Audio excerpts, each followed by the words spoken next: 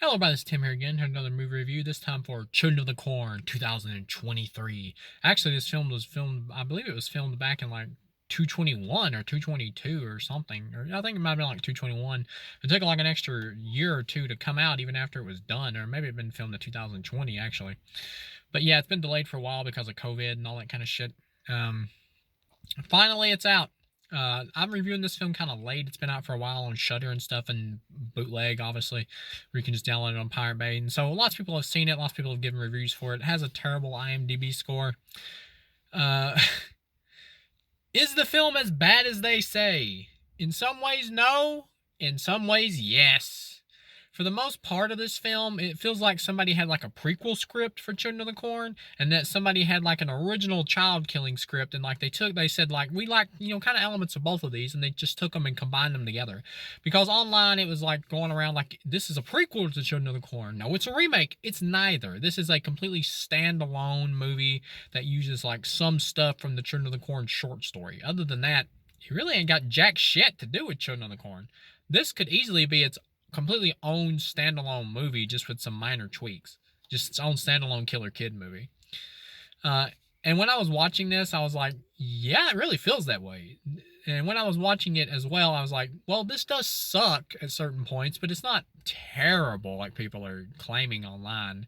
Like, it's not awful. It just kind of sucks. Just another sucky Killer Kid movie.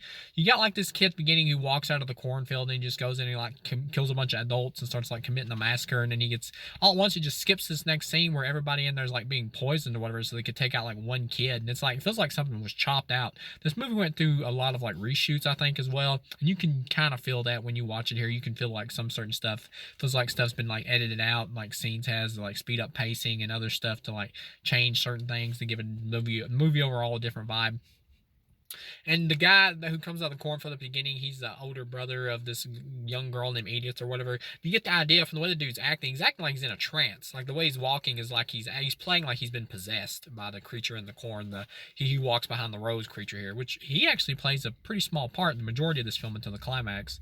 Like you actually forget the movie even really is about him, really, or somewhat about that character. Another thing is they removed the religious undertones of the Children of the Corn story in the original movie. In Children of the Corn, basically it's basically a metaphor for to stay away from religious extremists. That's what it really is. That's why the whole thing of like he who walks behind the rose never really works in that first movie, and even in the context of the story itself, because once you got like a Killer Kid cult, it's scarier just to have them be a demonic cult or whatever, or to think they're talking to God and all that when they're really not. That's more realistic and scarier because it's more like real life. And to just have them believe they're actually communicating with something when they're really not. They're just crazy.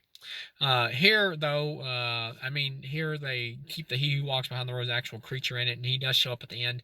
He is CGI. I've heard some people complain about the look of him or whatever, just like the CGI of it. I will admit at times it looked bad, like a Sci-Fi Channel original movie. Other times it's like a close-up shot. I didn't really mind it. Or maybe I just got used to it. The main hero here is this character named Edith. I'll say this: the character Edith, the actress who plays, the Edith is the demonic cult leader kid, and the main character here is like this 17-year-old blonde chick or whatever. The chick who plays her, she does a good job. I'd say she's probably the best performance in the movie. The chick who plays Edith, for a child actor, she also does a good job. She doesn't come close to matching the creepiness of John Franklin as Isaac in the original Children of the Corn because, well, he was an adult and he had that hormone deficiency thing or whatever where he looked younger than what he was. This chick doesn't have that, so she's just a kid actor trying to play evil. She does good overall in the film for a child actor. She does fine. The rest of the acting is just kind of there. Most of the kid acting is better than adults. You get like this really cringy scene where the kids are like in this town meeting or whatever, and like, what do we get a vote to say about what happens to the corn? Because the adults are just like wanting to sell the place out or whatever to the big pharmaceutical companies so they can just get money and not have to make corn anymore because the fields are dying. And the adults like turn around. Some big fat dude does. He's like pointing at the kids like, "Oh, kids trying to have a say in anything. Go home and play with your dollies, kids." Yeah, that was cringy, horrible, horribly filmed acted scene. Really bad. Uh, really bad. I like how they're trying to actually have like an idea to give you a point of view from where the kids are coming from, why they might turn on the adults and all that. But at the same time, though, it's handled really cringy in scenes like that. Other times, it's kind of okay because you got like kids who are being abused by their parents or whatever. And another thing is like the kids, like they automatically just like turn and start siding with the Edith chick like really fast. Even some of the older teenagers, some of the slightly older teenagers. And it's like I don't really buy that all the kids would like give a fuck about corn and not just want money themselves. Like, I don't buy that they would all give a shit. But I get what they're trying to say here. Trying to play up the idea of, like, generation, the younger generation versus the older generation, all that kind of stuff. I get what you're going for. But it's not totally believable. And the way the kids act, too, once they become evil, it's like they're just in an automatic trance. Like, they're all just in a trance, like the Edith girl or whatever, and like the boy was from the beginning, where they've just been took over by a demonic force, by the He Who Walks Behind the Rose creature. So they're just automatically evil now. And they don't even show like hardly any emotion at all. They're just 100% for brutality. Even if like some of the older teenagers are siding with the main chick or whatever, who's an older teenager as well, not wanting to go through with this and trying to help the adults and all that. And like one of them actually has a younger brother who he actually like stood up for from his abusive father, and he doesn't want to side with the He Who Walks Behind the Rose thing or whatever either. So he turns on them and he's trying to like stop them to rescue the adults, and then he just gets surprise attacked and beat down with some ball bats by these two younger kids who apparently can hit so hard they can knock your fucking face off, which is some good gore there. The preacher dude in the movie or whatever, but what I was going to get at, though, is what I'm saying is, like, he gets, before I jump into the preacher dude's death, but when the older teenager dude gets killed, like, his brother, who's, like, with the Edith girl, he, like, doesn't shed a tear, doesn't show any emotion at all. I mean, I get the idea. You can kind of say maybe he's being more, submerged or whatever, subdued into the cult and all that, and he's becoming more commonplace with violence and all that now because he's been doing it so long. He's become a radical or whatever, but they've only been at this for, like, a couple days, and so the way the actors act is more like they're in a trance, really, or they're took over by, like, some demonic entity or whatever. And even the older chick who's the star, like her brother, like joins with Edith or whatever, just because of the fact that she won't stay there or whatever. He doesn't think he can get out of town. Really? It's like, okay, so he automatically turns to wanting to help this psychopathic little girl. It's like, and you get a scene though where she takes him into the cornfield. And I think we're supposed to get the idea that she took like each of the kids who was interested in her plans and all that into the cornfield to see that He Who Walks Behind the Rose demon, and hit basically just like brainwashed him, whatever, and put him in an evil like chokehold takeover mind thing as well. Because later at the end, when she manages to burn the cornfield down and, kills the creature, we see the creature actually come out. It's a physical being because it feels his pain, and it physically, like, deteriorates and dies. And Edith, like, walks into the cornfield to burn with it, commit suicide. I get it. The guy who plays, like, the father of the main girl or whatever, he was in like he played KG Beast, I believe, in Batman vs Superman. He's good here. He's one of the better actors here. He does a good job. And I liked how he's like inspiring his daughter and stuff, like fight, take charge, kick ass. I like that, having like an inspirational hero you can root for and stuff like that in these movies. Because most of the Children of the Corn movies, they don't really have like characters you give a fuck about. Most of this franchise is 99% terrible. But yeah, so you do start to kind of root for the main like blonde chick, and her acting's good. And so, of course, she says, screw this shit. She gets doused in gasoline, takes off because the kids are going to kill her, but she runs off into the field. She manages to find a car, gets ready to take off. The Edith chick, like, is in the back seat for some reason, doesn't shoot her in the back of the head with this, like, the cow killer thing or whatever that they use to kill cattle with. They just put it up to their heads and shoot. I don't know what you call it, cattle prod gun, something or other. But, so she's got her there, and she gets her out of there, and she's like jerks out she has the cigarette lighter from the car and uses it to like burn a trail of gasoline that's coming out of the end of the bottom of the vehicle that leads into the cornfield where she drove around, and lights the whole field up on fire. Then the big grass creature demon or whatever is dying and deteriorating, and she goes in there to die with it. One thing is her brother is like almost a complete non-entity in this, like the main character's brother, and once he becomes like a member of the cult, he's completely gone. He's just like walking around blank face, just like all the rest, just like he's possessed mentally, and he just contributes nothing. Like after her father gets killed because they forced the remaining adults to go into the corn, and the daughter like tells him to take off running and try to find help and all that shit. And so he's like, I will. And later on, she finds his body where he's been killed in the corn, of course, by the He Who Walks creature. And now we see the He Who Walks creature dying at the end. So yeah, he gets his comeuppance, or does he? But Yeah, there's another earlier part in the movie where these other two teenage girls or whatever, they're talking to the main chick, and she's like, "Go head to the next town, try to find help," and they take off, and so you see their bodies at the end, and it's like, well, how the fuck did they capture them? How did the Edith group manage to get them? I mean, like, I don't like how they wouldn't have known they were taking off unless they stopped to like go steal a car or something, and fuck that shit. You could just like run off. You don't have to even have a vehicle. You could have just took off. I can jog fucking 3 or 4 miles on my feet. Like, why don't you just run off? So they just randomly got caught and killed off screen. And you get to the end, like I said, and the cornfield's dying, and the brother walks over there, and it's like almost like he's now out of the demonic influence. And he looks at the sister like, almost like he's agreeing, like, good job or whatever. It's like, what?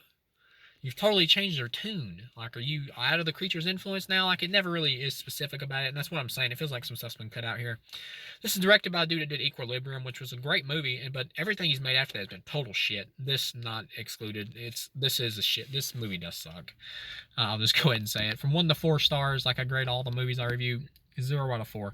This movie sucks. It had potential. If it wasn't for the final scene of this movie, I could have given it a low 2 as like a passable, like random killer child movie that works on its own.